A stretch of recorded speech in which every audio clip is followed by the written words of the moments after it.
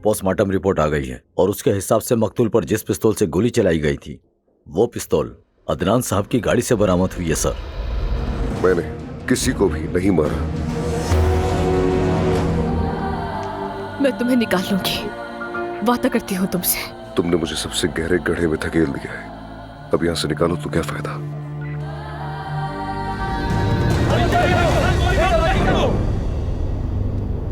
मैंने तुम्हारे बेटे को नहीं मारा, मैंने नहीं मारा उसे। करीब आए तो गोली मार दूंगा, करीब मत आना। मैं वो शख्स ढूंढ के दूंगा जिसने तुम्हारे बेटे को मारा है, मैं उसे ढूंढूंगा तुम्हारे लिए। अदनान, मेरा बच्चा जख्मी हो गया। अदनान,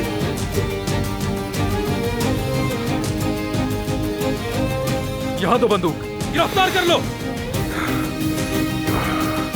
ले जाओ इन्हें। अदनान साहब, अदनान साहब। चलो।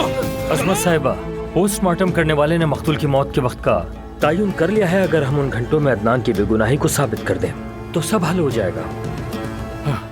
मेरे प्यारे बच्चों, तुम्हारे बाबा चल भी नहीं पा रहे,